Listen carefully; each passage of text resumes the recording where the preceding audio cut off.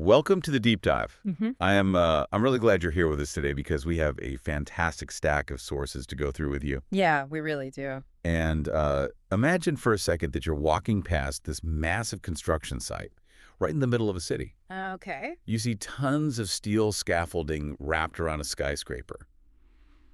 And, that scaffolding is absolutely crucial. You literally cannot build the tower without it. No, of course not. Right? It gives the workers a place to stand, it provides structure, it elevates the materials. But nobody in their right mind would try to move into the scaffolding, set up their living room, and call it home. Right. Yeah. Because the scaffolding is just a temporary tool to build a permanent sanctuary. Okay, let's unpack this, because that exact metaphor is the beating heart of the text we're exploring today. It is. It's a theological and philosophical essay titled Beyond the Scaffolding, Forging the Celestial Character. And our mission for this deep dive is to really explore the text's profound distinction between just being loyal to an institution versus forging a permanent, self-sustaining inner character. And it's a striking image, honestly. It fundamentally changes how you look at the structures we build in our lives. It really does. But right up front, I want to explicitly pause and tell you, the listener, how we're framing this, because this essay draws heavily on historical Mormon and fundamentalist doctrines. Yeah, it's very specific theology. Exactly. It's highly specific and religiously charged. So I want to be crystal clear that our goal today is completely impartial. We are not endorsing, we're not validating, and we're definitely not taking sides on any of these religious viewpoints. Right. We're just unpacking the objective philosophical ideas. Yes. We're unpacking them to understand the fascinating psychology inside the original text. Because the underlying dynamics, this tension between individual autonomy and group loyalty, that applies just as much to corporate cultures and political parties as it does to organized religion. Which is exactly why the author's framing is so effective. I mean, if you look at how the history of any major religious movement is traditionally told, it's almost always the story of an institution. The migrations, the building. Exactly. It's a narrative of building temples, setting up administrative hierarchies, figuring out who had the authority, what rules were codified. But this text argues that focusing solely on the organization is it's like staring at a map for your entire life and convincing yourself you've actually traveled. Yeah. You're just holding the map saying, look at this incredible topography. Look at the quality of this parchment. Right. But you haven't taken a single step into the unknown. Precisely. It challenges you to think about the fundamental difference between belonging to a group, which is basically just studying the map, and becoming something greater, which is the actual journey. So let's dig into that scaffolding concept, because the text references a very specific idea from fundamentalist oral tradition. Mm-hmm. It suggests that the organization is a divine gift. It's not inherently bad or corrupt, but it is explicitly designed from the ground up as scaffolding to build something else. Yeah. And by definition, scaffolding is temporary. Right. If the building inside is ever going to be finished, the scaffolding eventually has to come down. Exactly. And that leads to a really profound warning in the essay about what is termed the terrestrial trap. The terrestrial trap. Yes. The author argues that in modern religious discourse, the very concept of conversion has been totally watered down. It's basically used as a synonym for social conversion.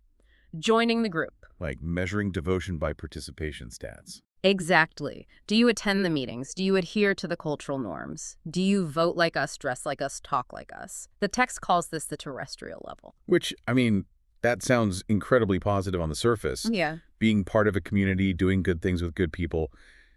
Why is that a trap? Isn't community necessary? It is necessary. And the text is careful to acknowledge that. The terrestrial level is honorable. It's characterized by moral decency and what the theology calls the presence of the sun. Okay, let's pause there. Presence of the sun. What does that actually mean in plain English? In this specific context, it just means a baseline level of divine light and goodness. It represents people who are generally honest, kind, trying to do the right thing. Okay. But the trap is that this goodness is entirely tethered to an earthly institution. It's a social conversion, not an internal transformation. The individual is deriving their entire sense of right and wrong from the group consensus rather than from within. And I want to point out to you how relatable this danger is, even completely outside of religion. If your entire foundation, your moral compass, your purpose, your identity is built completely on an organization, What happens when that institution inevitably falters? Your faith collapses. Exactly. Yeah. What happens when it changes a policy you care about? Or a leader makes a terrible ethical mistake? If you are living in the scaffolding and the scaffolding shakes, your entire house comes down. Because your foundation was never actually attached to the permanent building. It was attached to the temporary steel poles on the outside. What's fascinating here is how the text draws a sharp distinction between knowing the gospel is true and consistently being true to the gospel. Oh, that's good. Right. In many communities, having a testimony saying you know it's true is the ultimate expression of faith.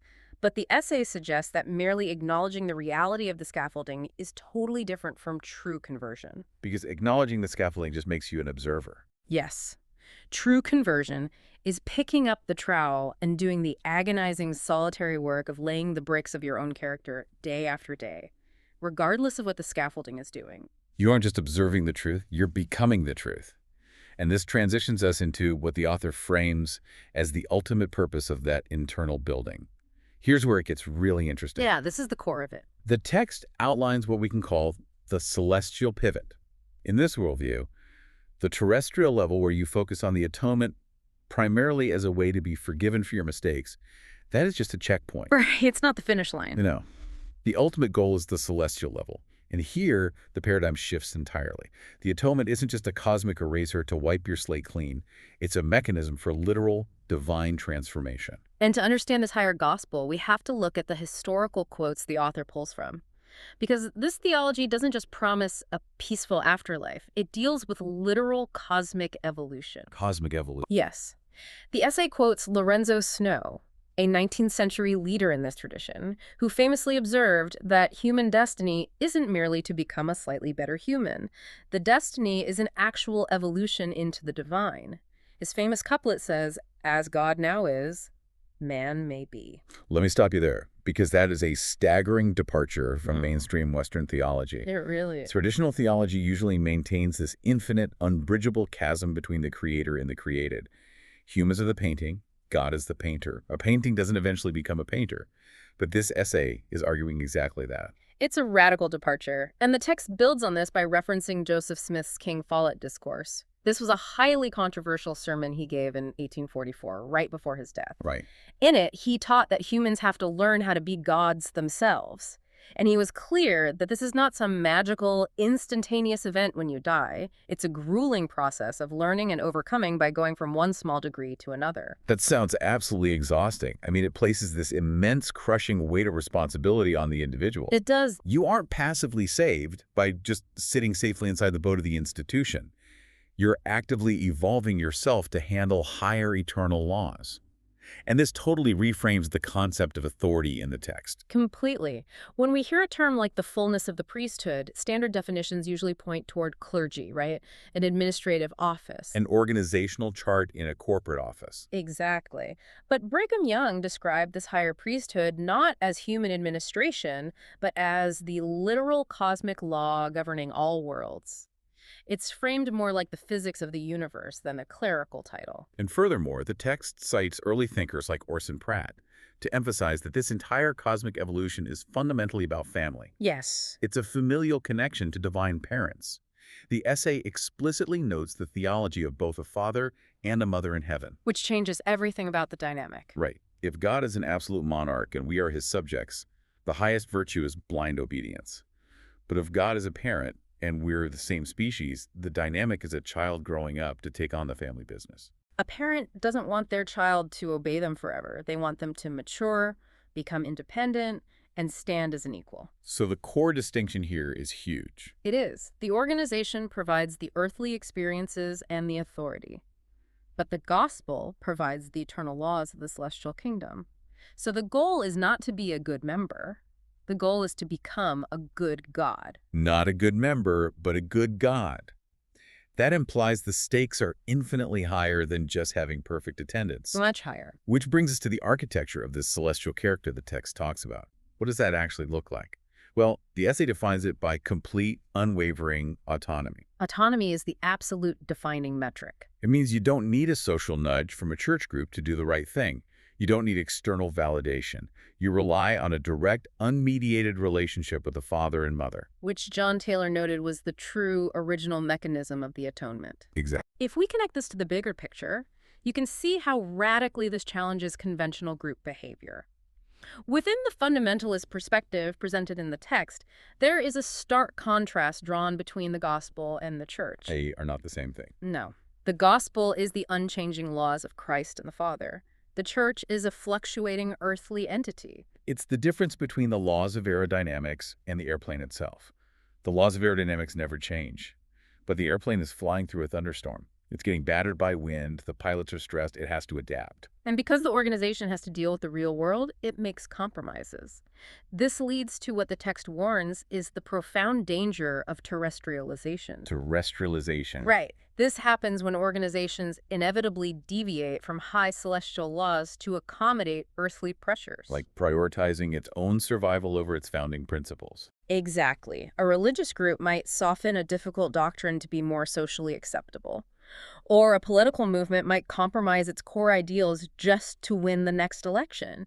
They do what earthly institutions must do to survive. But the terrifying part for the individual is this. If your internal character is tethered entirely to that institution, you will bend and compromise right along with it. Yes. If the organization terrestrializes, you will terrestrialize your own soul without even realizing it. Because you believe being obedient to the group is the highest virtue, which is why true conversion requires a higher discernment. The individual has to constantly ask, am I following the organization or am I following the gospel? You have to be willing to recognize when the two diverge. But going against the grain of your own social group has to be one of the most psychologically terrifying things a human being can do. We're biologically wired for the tribe. Right. If you were exiled from the tribe in ancient times, you died. So stepping out of line is incredibly isolating. But the essay claims that the comfort of the crowd is a terrestrial comfort. It limits your growth. The celestial reality requires you to stand completely alone, guided only by internalized eternal laws and your direct divine relationship. As we start to wrap this up, the text acknowledges how daunting that leap is. The transition from relying on the organization to standing autonomously before the gods is described as the most difficult leap in the human experience. You have to let go of the safety of the social group. You have to step off the scaffolding. And trust that the sanctuary you've built inside can hold your weight. The final takeaway for the listener is to really look at the difference between members and heirs. Okay, lay that out for us. The organization opens the door, but it can't walk through it for you. If your character is built on institutional loyalty, it won't endure the next life. The administration, the buildings, they don't cross over. Only your character does. If you just mirrored the people around you, when those people are gone, there's nothing left. Right. So we must strive to be heirs. An heir takes ownership. They use the earthly tools of the organization to build a heavenly nature. A member just rents space. So what does this all mean? Regardless of your own personal beliefs, this text offers a powerful lens for self-reflection. Are we letting our desire for belonging get in the way of our becoming? It's a crucial question. Are you so busy defending the scaffolding that you've neglected the sanctuary inside? It's so easy to outsource our moral authority to a group because it feels safe. It is so much harder to forge a character that can stand autonomously. This raises an important question, and it's a final thought for you to ponder on your own. Lay it on us. Building on the text's assertion that a celestial character is forged using the earthly tools of the organization, we have to look at the ultimate goal. If the end game of the scaffolding is to build a completely autonomous divine sanctuary, does there come a point in an individual's eternal progression where they must actively dismantle the very scaffolding that first elevated them in order to truly stand alone? Wow. Actively dismantling the very structures that built you, just so you can finally step out of the shadows and just be. That is a heavy, brilliant thought to end on. We hope this deep dive sparks something new in how you view the communities in your own life. Keep building that inner sanctuary, and we will catch you next time.